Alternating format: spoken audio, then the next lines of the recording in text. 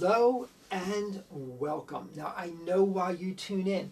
You watch this channel because you want to hear about magic, you want to hear about magical effects, you want to see magic history, you want to get some information about your art and your interest, and I want to give that to you. But today is Christmas Day. It is the most sacred day to me of the year. It is Merry Christmas.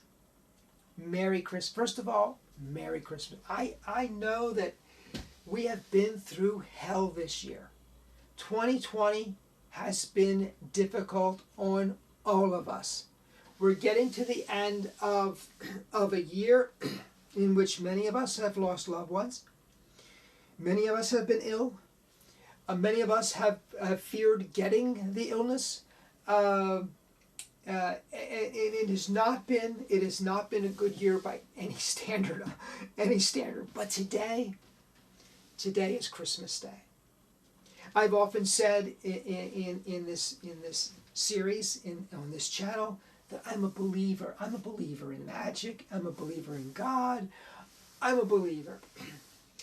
I remember watching a honeymooners show, and Jackie Gleason. It was Christmas Eve, and Jackie Gleason has purchased something for his wife for Christmas that he thinks is going to be wonderful. It's an orange juice squeezer. It's a little figurine of Napoleon. You put the orange on Napoleon's head, and the orange juice comes out his ears. Only Jackie Gleason, right? But he makes a statement during the show. He says there's something special about this 24-hour period from Christmas Eve, when the sun goes down on Christmas Eve, to midnight on Christmas Day. There's something different about this period. Now you might say, Dave, I'm not a Christian, and it's all psychological. Okay, maybe. But man, I believe in Christmas magic. I really do, and it just doesn't feel right to do anything else but acknowledge that this is Christmas Day. If this were the 23rd or the 26th, I would be presenting some history or some magic effect or some anecdote about magic. But this is Christmas Day. This is Christmas Day, and all I want to do is wish you and your family a very Merry Christmas. And I also want to talk just a little bit about the magic of Christmas. And when I was a kid,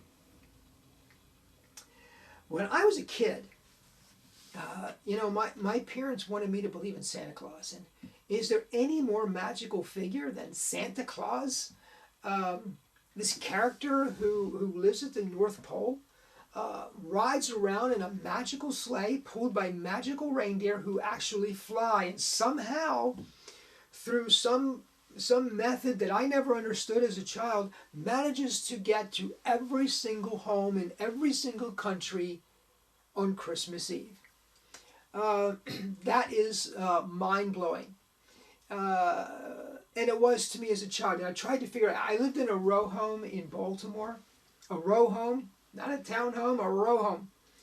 And up and down my street, there were just hundreds and hundreds of kids and hundreds of homes. I mean, it was a densely populated area. It was just a few blocks from Memorial Stadium in the heart of Baltimore City. And I remember just feeling that Santa was coming. It was Christmas Eve. Santa's coming. And I remember my parents, I was always excited on Christmas Eve, and my parents wanted me to go to sleep. And so they would say to me, Santa's watching. Santa's watching. And this particular Christmas Eve, my mother's telling me, Santa's watching, Santa's coming. If you're not in bed, Santa's not going to stop here because he has a heavy agenda. He's got other things to do. And if you're not in bed, Santa's not stopping here. So I ran to the bed, and when I got into the bedroom, Santa was staring through my window at me. Now here's the thing that you might not appreciate. My bedroom was on the back side of the house on the second floor, but the backyard was a whole floor down. In other words, we had no fire escape or anything like that. There were 3 floors. There was the second floor, the first floor, and then the basement area that they'd emptied out into the backyard. So somehow Santa was 3 stories high, peeking in my window. Scared the daylights out of me. I jumped into bed, I pulled the covers up over my head. I couldn't believe it. Santa was there. I was going to miss Christmas because Santa was outside my window. Years later, I find out that my dad took a Santa bust, put it on a long pole, and held it up to the window. Oh my goodness. What a trick, huh? What a trick. I don't know how old I was. I was 6, maybe 6, 7 years old. Maybe younger. Maybe I was 5 or 4. I don't know. But I was a kid, and it scared the daylights out of me. And then I remember something else. Now, we're talking about Christmas magic here. And you're going to say, David, you are insane. Maybe. But I'm telling you what. I remember looking out the window on a Christmas Eve one night. And the sky was just the strangest color. It was kind of not dark, but not light. It was sort of like that in-between and twilight, you might say. And I saw a sleigh. I saw a sleigh in the sky. And it was pulled by reindeer. And it just, I was a kid. I could have been anything, right? But I had this vivid memory of that. But aside from that, let me give you some true, real-life, magical moments. My parents purchased a manger the year I was born. Manger's about this big. It's got figurines. It's got a little baby Jesus and Mary and Joseph and the wise men who are wishe, by the way. Wise men, wishe. They're not They're not kings. They were practitioners of the art, you might say, which to me is very interesting. That Jesus would want the wise men, the wishe, at his birth, in part of his birth story. But I think what you have here is an intentional inclusion. That those that wrote the gospel did not want to exclude, but deliberately include people from other cultures. And so that's why you see that taking place. But they were part of the manger scene. And my parents purchased this thing in 1960, the year I was born. Today, I have the same exact manger scene sitting on top of my dresser year round. I purchased a helmet display for football helmets. Purchased a helmet display, a plexiglass case with a wooden base. It sits in there 365 days a year. Because I celebrate the birth of Christ every day. But today is Christmas Day. Merry Christmas.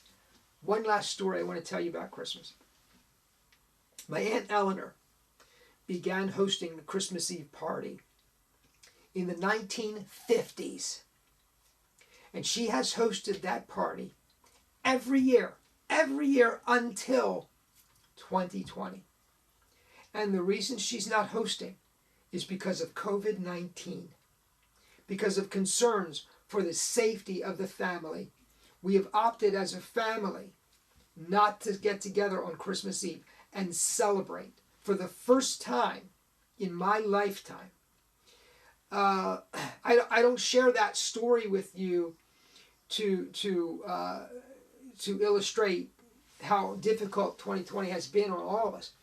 I share this story with you to say what a remarkable person my Aunt Eleanor is. What a remarkable person my Aunt Eleanor is. I wrote a book a couple of years ago. I remember we had made the decision. My dad had dementia. He's living in an assisted living facility. And we made the decision that we were no longer going to exchange gifts on Christmas Eve as a whole family. And so I show up. This is 2017. I show up with a gift for my aunt. And she looks at me and she says, David, I told you we weren't sharing gifts. And I said, Aunt Eleanor, you have provided the most magical Christmas Eve. So let me just tell you a little bit about Christmas Eve. At 3 o'clock, or generally around 3, 4, the whole family. Now my aunt at this point has children who have children who have children. So you have a huge family at this point. But my aunt was always inclusive. If I was dating someone, she was welcome to come. Whoever was dating, they were welcome to bring whoever they were dating. We would gather at 3, 4 o'clock. She prepared this meal that was delicious. And we shared a meal together. We talked, we had fun. Cowpens is the area where she lives. And in this particular area, the volunteer fire department comes around the whole community. They have Santa Claus on top of a fire truck. So from the time I was old enough to walk, I thought Santa cruised around the neighborhood on a fire truck on Christmas Eve. So you hear the sirens going and the lights flashing. And everybody runs outside, and Santa comes by very slowly, waving and ho, ho, ho, and Merry Christmas. And he rides down the street on top of a red fire truck. Extraordinary, extraordinary. But we have these moments together that are just precious to me, and I wanted to record them. I love to write romance. This is the second romance novel I have ever written. The year that it was published, which was 2017, we decided not to share gifts. I packaged it up in a box. I presented it to my Aunt Eleanor. She said, we told you we're not exchanging gifts. I said, Aunt Eleanor, this is special. Please take a look. By the way, the book, it's called The Christmas Garden by David Dellman. The book is dedicated, here's the dedication for Eleanor Pfeiffer.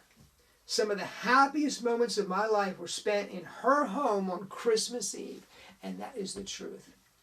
If you don't believe in real magic, you never met my Aunt Eleanor, because she creates it every day, but especially on Christmas Eve. So all the traditions that she created for my family and that she sustained over 60 or 70 years are in this book.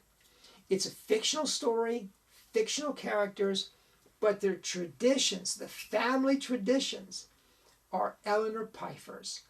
Thank you so much, Eleanor. And folks, once again, it's Christmas Day. I hope you have a wonderful Christmas. I hope you have a Merry Christmas.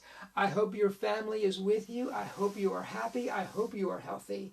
I wish you the very best, the merriest, the happiest of all Christmas days. I wish you. Thank you so much for watching. Please subscribe if you have not done so already. Please comment down below. I know it wasn't about magic. I apologize. Next time. Hey, by the way, next time is New Year's Day. Maybe not next time, the time after. Thank you so much for joining me. Have a great day.